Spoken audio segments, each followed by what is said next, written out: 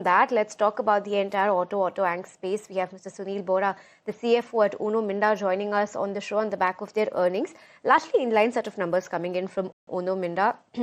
When the revenue has grown 20%, the PAT has also seen a very healthy uptick of about 18%. Margins have also been largely flat. Mr. Bohra, hi morning, and thanks for your time today.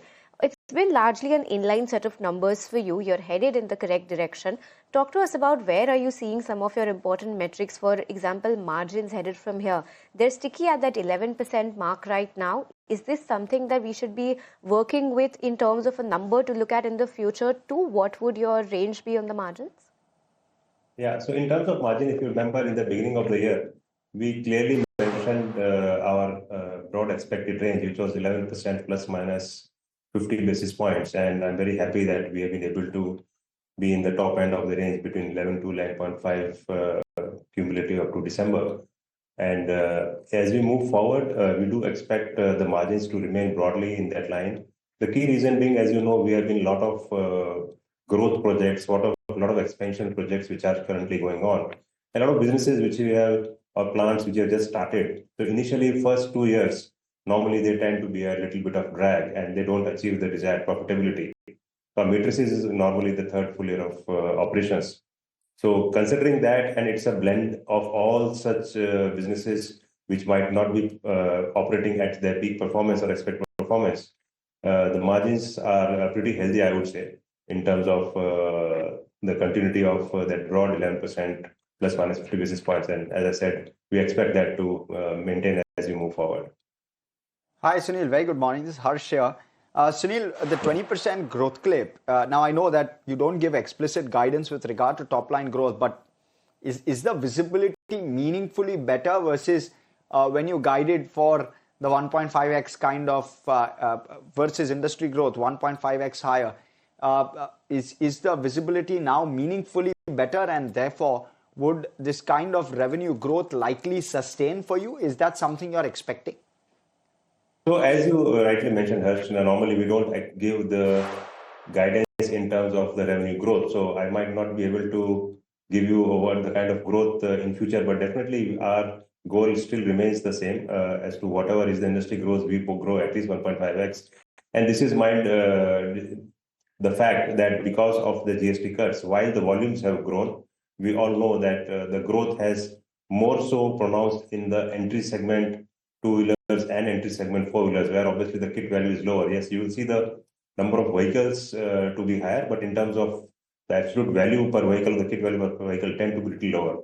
Despite that, we are pretty confident that we should be able to deliver this 1.5x guidance which we are doing for a good medium to long term. And there are multiple factors, as you know, which have been playing in terms of or gives us confidence. How do we able to give it? We have been working to see how we can increase our share of business. We are consistently working to improve our kit value. Some of the products, the premiumization theme still continues as a huge potential, like the alloy wheel segment, where the penetration is still just 40%, whereas globally it is more than 80-90%. So we will see a gradual improvement in the penetration as well. Some of the products which used to be only in the top end, like some sensors, controllers, etc., they are getting into the base, the mid segment as well. So the kit value also consistently being sort of working towards in a positive direction. So all in all, we stick to our guidance of 1.5x. And on the top line, this 20% growth looking sustainable, right? Sunil, that would be something that would be correct to conclude? Absolutely, assuming the volumes remain in that kind of region. So why we don't give 20%, 15 or 25, the key reason being we don't know what the industry volumes are going to be. So assuming the volumes are same, yes, we should be able to give that kind of growth. For the moment, it's sustaining, right? I mean, that's really the underlying which we're trying to get to. So for the moment, you're seeing good visibility, you're seeing this demand sustaining. Absolutely. So the January numbers are out. I think we all know about it. The numbers are in double digits. So if that kind of growth continues, I'm sure it's good for the entire industry. Talk to us about this 764 crore alloy wheel Capex that you have announced. Talk to us about what the timeline is, how this is going to make a difference to your financials now that this is going to be in-house. Talk to us about what is the impact. So till now, if you remember, we have been working primarily on the GDC side of the wheel, which is a gravity-based die casting. The another category is called the low pressure die casting or the LPDC. So till now, we have been primarily on the GDC side. With this new plant, obviously, we intend to go big into the LPDC segment because some of the OEMs have preference for a certain kind of technology on which the wheel is sort of casted. So this definitely will open up some opportunities in the customers who currently we might not be serving. So in that sense, we do hope to improve our penetration in the country and improve gradually the share of business. This also would work as a platform where we would like to sort of give a boost to some of the export for the alloy wheels, which till now we have been focusing more on the domestic side. So once we get into LPDC, the demand for those wheels definitely are there in the export market. So our target also is some of the export customers from this new plant. And this plant, what we are currently setting up, it's a mix of both. It will have LPDC wheels and GDC wheels also.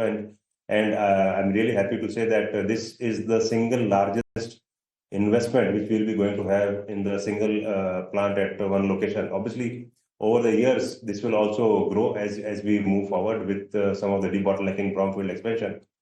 But all in all, this definitely will give impetus to our another technology, and hopefully we should be able to increase the share of business with the customers whom we are not able to serve today. Right. Sunil, wondering how the other business is doing, which is sensors, controllers, EV. There was a bit of softness with regard to Q2. How do you assess Q3 and beyond?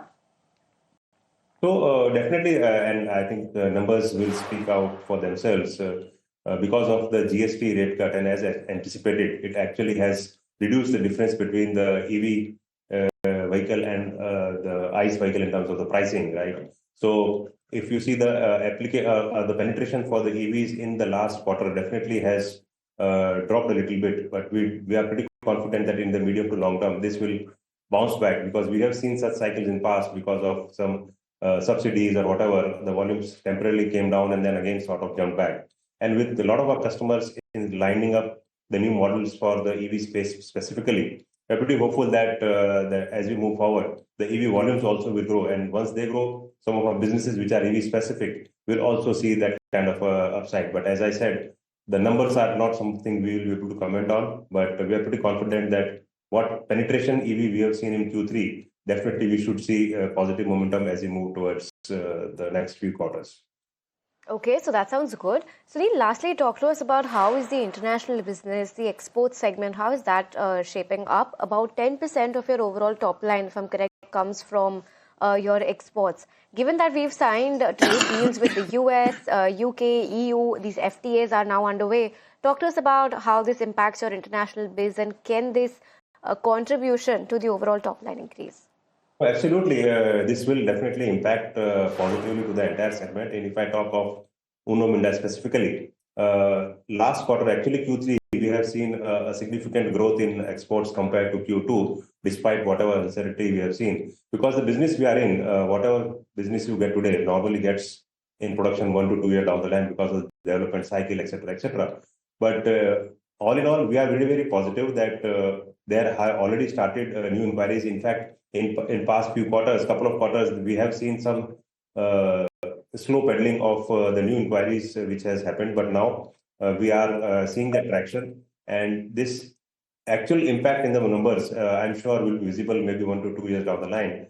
Because once we get the business to development cycle or to the production, it will take some time. But we are seeing some positive inquiries both from EU and our US customers. But as I said, it's just the beginning. Let the fine print also come out and let us actually convert some alloys into the business, etc. So overall, we are very positive that this will open up some new horizons in terms of export customers.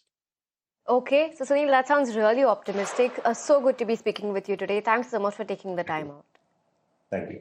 Okay, viewers, that was the management of Uno Minda, largely inline set of numbers coming in. The